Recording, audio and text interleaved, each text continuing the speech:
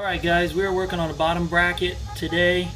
This bearing is starting to go. It's making the dreaded popping sound, and we're actually going to focus on the left side, and I'll show you that in a minute. But this is a Wheels Manufacturing bottom bracket. It's one of those that threads in internally and kind of presses in on the outside. But this is the thing, you don't have to replace the whole thing. You can just replace the actual bearing. And that's what I'm going to do. I'm not going to replace this $150, bottom bracket. I'm just going to pop out this bearing, and I'll show you in a minute how I do that. Is it the professional way? No, but it works. And so we're going to show you exactly how to do that. And you can buy one of these by simply getting the number off the side and go into a bearing shop, which is what I did, and I bought one for $15. So there's a lot of ways to save money and fix your bike up. So stay tuned.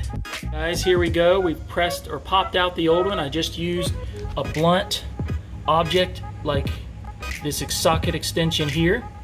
If you mar up the old bearing a little bit, it's fine because you're going to throw it away. But I'm going to put in the new bearing. The new bearing's sitting right here. I'm going to put in this new bearing in a minute. I'll show you a little tool that I used to do that, to press that in. So stay tuned. Cool. It is carriage bolt and some washers and a nut. I'm going to use this to squeeze everything together to press in this new, already started bearing. So stay tuned. Tool all set up. I'm just going to tighten it up and press the bearing in. So I'll show you what it looks like when we're all done.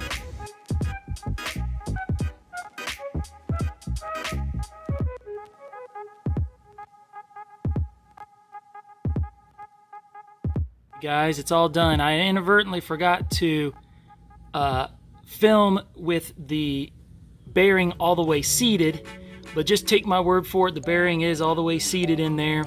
I just screwed everything tight, and it seats it easily. In fact, I screwed it hand tight and it went all the way into a full seat. So it doesn't take much to seat, especially when it's got a little grease around it.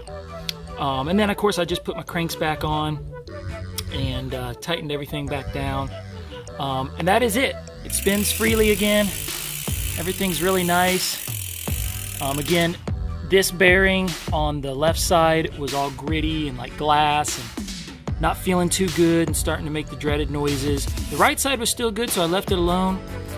When that one goes, I'll do the same thing. But that's just a little trick on how to get them out and get them back in without buying expensive tools. I own a lot of bikes, and I help people with their bikes as well.